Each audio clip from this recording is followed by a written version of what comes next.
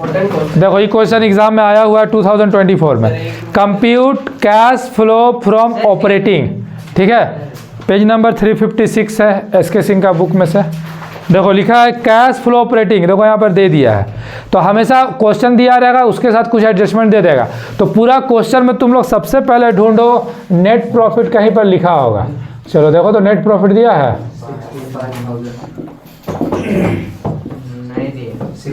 ढूंढो कहीं ना कहीं ऊपर नीचे कहीं भी। देखो दिया है, मिल गया 65,000। हाँ सर, हाँ सर। पहले ये ढूंढ लेना कि कहीं भी ये लिखा रहता है। दिख गया। अरे दिख गया। अरे भाई चलो ध्यान से रखो। ओह चल रहा है तो तुम लोग इसीलिए साइलेंटली सुनते जाओ। देखो अब क्या करना, अभी जो रूल तुम लोग को बताया, कुछ आइटम्स प्रॉफिट में ऐड होता है, रूल अभी बताए थे। तो जो भी आइटम का हम नेम लिखवाए हैं ऐड वाला, बुक से मैच करो कौन सा मैच कर रहा है एडजस्टमेंट में, एडजस्टमेंट या ऊपर कहीं भी ऐड में जो हम नाम लिखवाए है ना, उसमें देखो कोई मैच कर रहा है नाम। एक मिला डेप्रिसिएशन, चलो ठीक है, एक मैच करिए और बस वहीं से मिला के देखो, अभी तुम दोनों को समझ में आएगा। ये तो नहीं लिखा है ऐड वाला लिस्ट में, हम कहाँ लिखा है, देखो ऐड वाला लिस्ट में ढूंढो, ऐड का लिस्ट में, ऐड जो प्रॉफिट में जो ऐड होता है, ऐड में क्या मिला, डेप्रिसिएशन, और कोई मैच कर रहा है नाम ऐड वाला से। देखो वहाँ लिखवाया था ना loss on sale of asset, तो भाई यहाँ तो लिखा ही हुआ है loss on sale of machine, तो एक मैच किया, दूसरा loss on sale of machine. चलो दो नाम मैच किया। चलो ये बताओ डेप्रिसिएशन का अमाउंट कितना है, 20,000, और लॉस ऑन सेल ऑफ का कितना है, 10,000। तो दोनों इधर ऐड होगा तो दोनों को फर्स्ट कॉलम में लिखना। जब एक से ज़्यादा नाम रहेगा तो फर्स्ट कॉलम का यूटिलाइज हम लोग कर रहे हैं। तो दोनों जोड़ के इधर लिख दिए 30,000, और ऊपर वाला से फिर क्या होगा, ये ऐड हो गया, तो इसका क्या नाम हो गया, 95,000 अमाउंट आ गया। अब लेस, फिर प्रॉफिट में कुछ लेस भी, देखो नाम उतना हम लिस्ट में दिए तो क्वेश्चन में 2-4 ही रहेगा, ज़्यादा नहीं रहेगा। अब लेस में हम 4 नाम लिखा है, profit on sale of fix asset, rent receive, dividend receive, interest receive. कोई नाम मैच कर रहा है क्वेश्चन से? तो सर ऊपर वाला देखना है कि यहाँ एडजस्टमेंट वाला देखना है? कहीं भी पूरा क्वेश्चन में जहां पर से भी दिख जाए, कोई इशू नहीं है।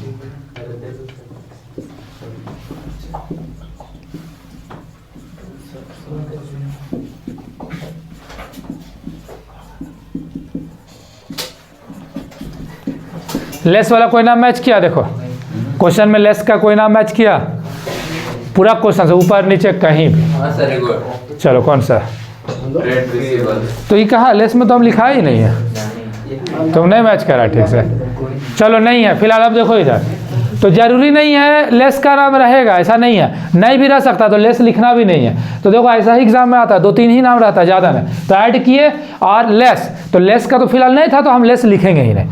तो जब भी प्रॉफिट में तुम ऐड लेस करोगे तो जो अमाउंट निकल कर आएगा उसका नाम याद रखो, उसका नाम क्या होगा, operating profit before change in working capital.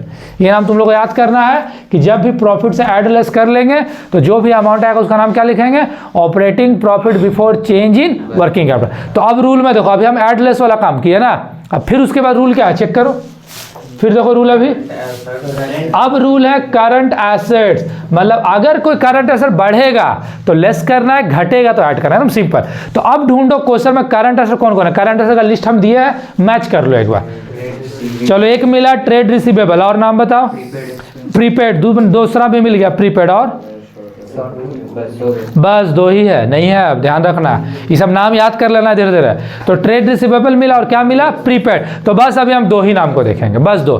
चलो तो अब 2 साल का अमाउंट दिया है ट्रेड रिसीवेबल, 2022 में है 1,50,000 और 23 में है 1,80,000, मतलब इसका अमाउंट दिया हुआ है। 2022 में है भाई 1,50,000 और 2023 में है 1,80,000। तो ऐसा ही 2 अमाउंट दिया रहेगा, बस तुमको देख लेना है कि नेक्स्ट ईयर में ये बढ़ रहा है कि घट रहा है, मीन्स इंक्रीज हो रहा है कि डिक्रीज हो रहा है। तो नेक्स्ट ईयर में देखो तो ये क्या हो रहा है, इंक्रीज।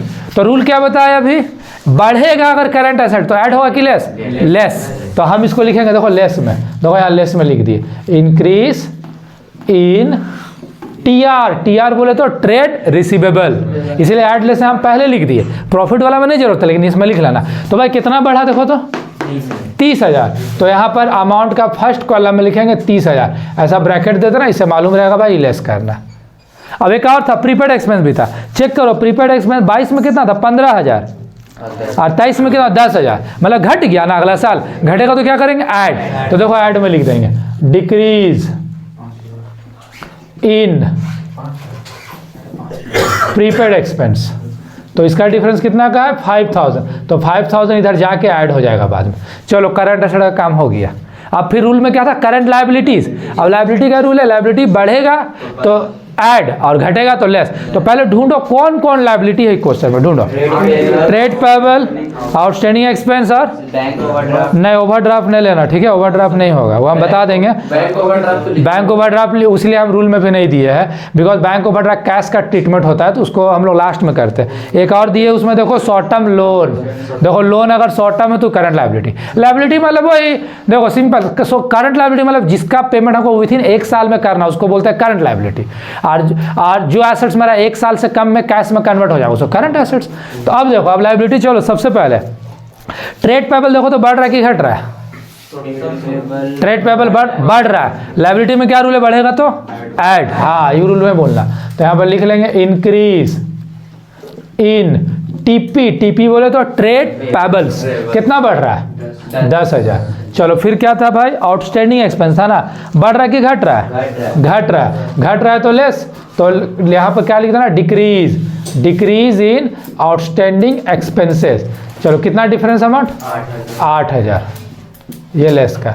फिर एक और था शॉर्ट टर्म लोन, बढ़ रहा है कि घट रहा है, बढ़ रहा है, तो बढ़ रहा है तो क्या होगा ऐड होगा, लिख देंगे increase in short term loan, हाँ वो शॉर्ट टर्म लोन है मान लो नहीं है तो उसको तुम लोग लिखने से हम ऐड करवा देंगे, अवेलेबिलिटी होता है, ठीक है। तो शॉर्ट टर्म लोन कितना भाई बढ़ रहा है 10,000, तो ये 10,000 डिफरेंस लिखिए। तो सर जिस फॉर्मेट में आप लिख रहे हो वो सेम फॉर्मेट हर क्वेश्चन फॉलो, यही फॉर्मेट ही है इसका, नाम ऊपर नीचे लिखो कोई दिक्कत नहीं, या तो भाई बस ई फिक्स रखना, पहले नेट प्रॉफिट लिखना, प्रॉफिट में जो ऐड हुआ वो लिखो, लेस हुआ वो लिखो, फिर ही काम। तो तुम लोग कैसे फॉर्मेट जाने का, जो सीक्वेंस में हम रूल दिए वही तो फॉर्मेट है, इसलिए हम रूल ही सीक्वेंस में दिए। ये रूल तुम लोगों को बुक में ऐसा सिंप्लीफाई करके नहीं मिलेगा, ये रूल हम यहाँ क्रिएट करा है क्लास में, इसलिए पूरा सिंप्लीफाई रूल है और ये पूरा चैप्टर का रूल है, ऐसा नहीं कि एक क्वेश्चन। देखो अब सारा काम करने के बाद ऐड वाला को तुमको इधर जोड़ना है, तो ये 25,000 हुआ ऐड करके, तो इसको इधर जोड़ दो तो ये हो गया 1,20,000। अब ये भाई ये दोनों लेस का था, तो दोनों को जोड़ के इधर हमको क्या कर देना लेस कर देना, तो हमको 38,000 क्या कर देना है घटा देना, तो लेस कर दो 38,000, तो ये आ गया 92। अब चेक करो तुम लोग आंसर 92,000 होगा, अच्छा 82 को देख 11 में से 3 8, ठीक है माइनस गलती हुआ था, तो ये आ गया 82,000। अब इसका सीधा में नाम लिख देना है cash flow from operating activities, बस इतना ही दे देता है 5 नंबर का। पहले आता था तीनों मिक्स करके, तो तीनों मिक्स वाला क्वेश्चन करेंगे, वो तो इंपॉर्टेंट है ही, वो पढ़ लोगे तो छोटा छोटा अपने आप बन जाएगा, और टफ नहीं है, सब में काम यही है। इसमें ये पूरा चैप्टर का रूल है, बढ़ा घटा ऐड लेस, आएगा रूल देखो छोटा छोटा है। हाँ बस एक चीज़ यहाँ सुन लो, मान लो ये आंसर कहीं माइनस में आ जाता तो नेगेटिव में तो आ सकता है, तो अगर आंसर माइनस में आ जाता ना तो हम लोग यहाँ पर लिखते नेट कैश फ्लो नहीं लिखते, वहाँ लिखते यूज्ड, याद रखना, मतलब माइनस में आंसर आएगा तो फ्लो की जगह क्या लिखना है used in operating activities, used in operating activities, बस याद रखना ये, ठीक है। तो ये था operating activities, basically operating activities इसी टाइप से एग्जाम में भी पूछा जाता है, तो तुम लोग क्लियर रहना, बहुत सिंपल है, बहुत टफ नहीं। चलो स्टॉप कर दो।